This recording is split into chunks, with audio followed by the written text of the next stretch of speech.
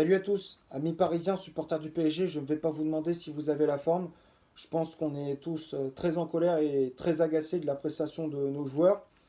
On va débriefer cette rencontre qui opposait Newcastle au Paris Saint-Germain. C'était un match qui comptait pour la deuxième journée de phase de poule de Ligue des Champions du groupe F.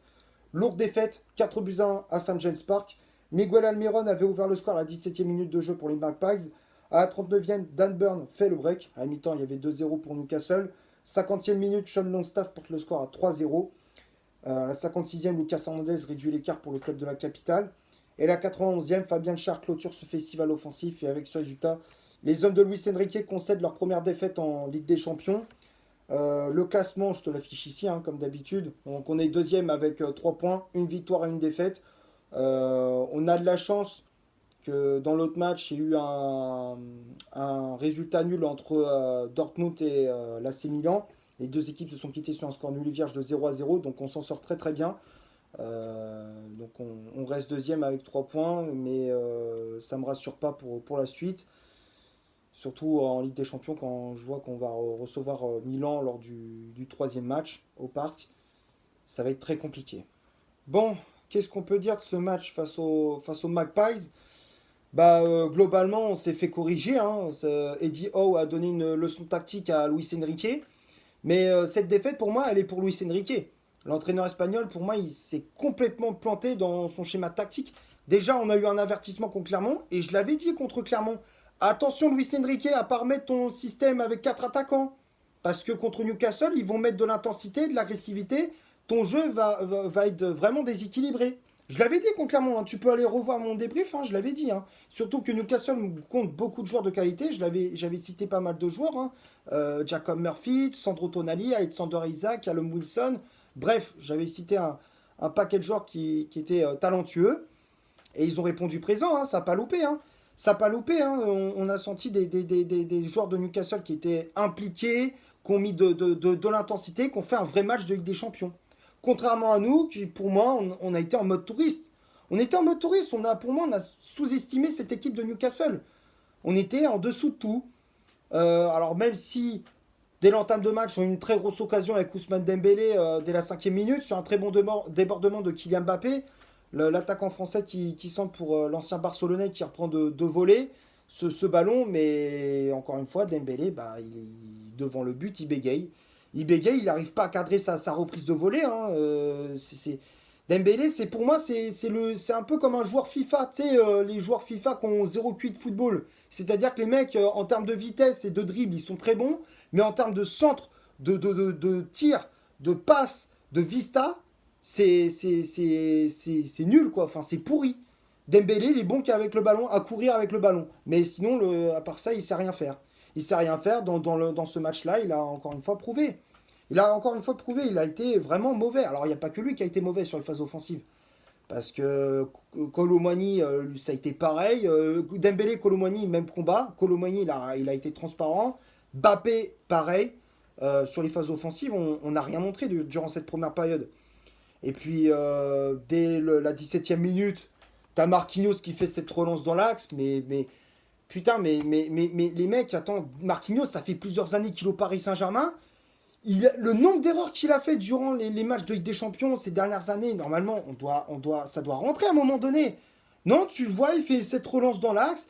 Et en plus, on le sait très bien, je l'avais dit en plus lors de mon débrief face à Galatasaray, enfin le match Manchester United-Galatasaray, j'avais dit jamais relancer dans l'axe. Onana qui avait fait cette erreur face à Galatasaray, là cette fois-ci c'est Marquinhos qui le fait. Fait exactement la même.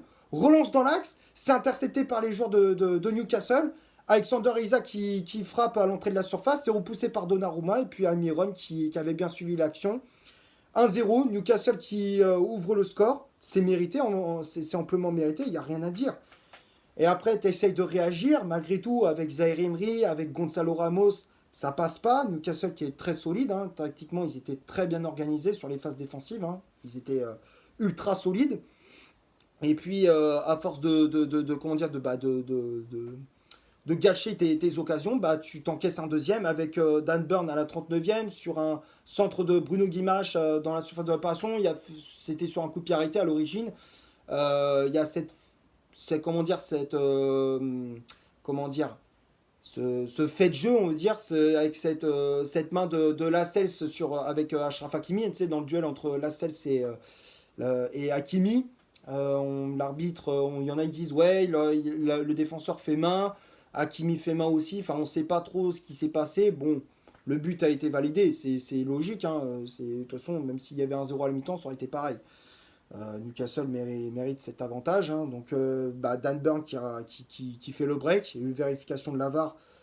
Le but a été accordé. Donc, 2-0 pour les Magpies. Et c'est le score à la mi-temps. Moi, je m'étais dit, bon, à la mi-temps, 2-0, tu fais une première période catastrophique. Je me dis, Luis Enrique, il a vu que son système de jeu ne fonctionnait pas du tout. Il va faire sortir un attaquant, il va faire entrer un milieu de terrain. On va repasser en 4-3-3 et ça va aller mieux. Non, non, non, en fait, il a continué dans sa connerie. Il a continué dans sa connerie, il a voulu rester en 4-2-4 et ça a continué. Bah, on a complètement coulé en deuxième période. 50e minute, Sean Longstaff qui porte le score à 3-0 sur une belle passe de Kieran Trippier, mais défensivement, mais c'est pas possible, on laisse trop d'espace entre les lignes, ça joue trop facilement. En fait, Newcastle rentrait trop facilement dans notre surface. Longstaff qui déclenche une frappe, ça passe sous le corps de Donnarumma. 3-0, ouais, le match, il était plié. Malgré tout, tu réduis l'écart quelques minutes plus tard avec Lucas Hernandez sur un très bon ballon de Warren Zaïre-Emery, le milieu de terrain parisien qui trouve une petite ouverture pour l'ancien défenseur du Bayern Munich, qui d'ailleurs marque son premier but sous ses nouvelles couleurs. Et Hernandez qui ajoute parfaitement Nick Pope d'une tête croisée.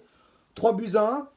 Peut-être tu te dis, ouais, c'est le but de l'espoir. Si on en remarque un deuxième, là, on relance vraiment le match. Mais non, on a rien à se mettre sous la dent. En plus de ça, Luis Enrique fait des changements qui sont incohérents. Tu sors Colomani, tu fais rentrer Barcola, donc tu gardes ton système de jeu et tu fais du poste pour poste en fait. Tu fais du poste pour poste, ou Ugarte derrière qui cède sa place à Vitinha. Ça change absolument rien. Tu essaies de pousser pour mettre ce deuxième but, tu n'y arrives pas. Et la 91e, bah, Fabien Schär qui met ce magnifique but avec une perte de balle de Gonzalo Ramos. Fabien Schär qui effectue un 1-2 avec Jacob Murphy. Et à l'entrée de la surface, le défenseur suisse qui ajuste Donnarumma d'une frappe enroulée, pleine lucarne. Magnifique but de la part du défenseur des Magpies. 4-1. On s'est fait corriger. Newcastle nous ont donné une leçon de football. Ça a été une correction, une masterclass de la part des joueurs de Eddie Howe. Maintenant, on va parler de la composition d'équipe que Luis Enrique a mis en place pour ce match. Le 11 de départ, je te l'affiche juste ici. Donc c'était un 4-2-4 avec Gigio Donnarumma dans les cages. La charge centrale, c'était Milan Skriniar associé à Marquinhos, le défenseur brésilien qui avait le brassard de capitaine. Les latéraux, Achraf Hakimi à droite, Lucas Hernandez à gauche, Manuel Ugarte et Warren Zaïre-Emery au milieu de terrain. Et les 4 fantastiques, les 4 dépressifs plutôt, hein, parce qu'ils n'ont rien montré sur les phases offensives. Donc on avait Ousmane Dembélé, ailier droit, Randal Colomwani, ailier gauche, Kylian Mbappé et Gonzalo Ramos dans l'axe pour animer l'attaque parisienne. Les changements effectués par l'entraîneur espagnol, donc on a vu l'entrée en jeu du jeune Bradley Barcola à la place de Randal Colomwani et l'entrée en jeu de Vitinha à la place de Manuel Ugarte. Comme je disais, je ne comprends pas le choix de Luis Enrique de garder son 4-2-4. Pour moi, comme je disais, il aurait dû repasser en 4-3-3 pour cette rencontre. Surtout que contre Clermont, ça n'avait pas du tout fonctionné, son système avec 4 attaquants. Là, encore une fois, c'était complètement... c'était totalement raté. Hein. Son plan de jeu a totalement foiré. Il n'a même pas redressé la barre durant ce match. Hein. Même à la mi-temps, il a pas voulu changer son système de jeu.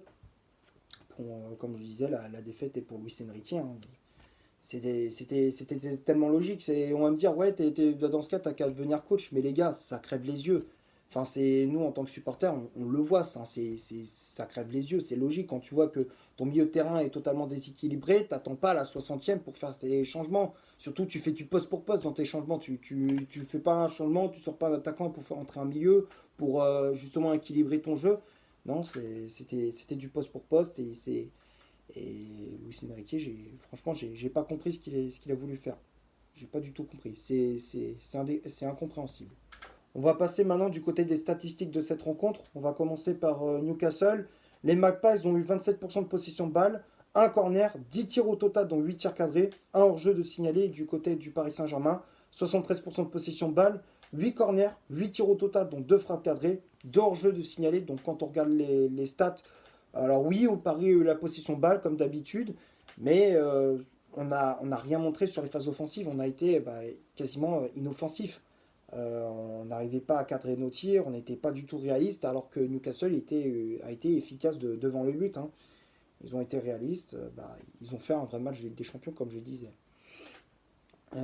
Maintenant, les tops et les flops de cette rencontre, pour moi, il n'y a pas un joueur qui a été bon dans ce match, pas un seul. Pour moi, je mets tout le monde dans les flops. Il n'y a pas un joueur qui sort un petit peu du lot. Non, pour moi, je ne vois pas un joueur qui m'a donné satisfaction durant cette partie. Je pense avoir fait le tour, hein, dans ce match. J'espère que le débrief vous aura plu. Si c'est le cas, vous laissez un énorme like. Tu t'abonnes, tu n'hésites pas à me dire dans les commentaires ce que tu as pensé du match et de mon débrief. N'hésite pas à faire un tour sur mon compte Instagram, hein. Je te mets ici, hein, mon compte Instagram, hein. N'hésite pas à faire un tour et puis à t'abonner pour rien rater de mes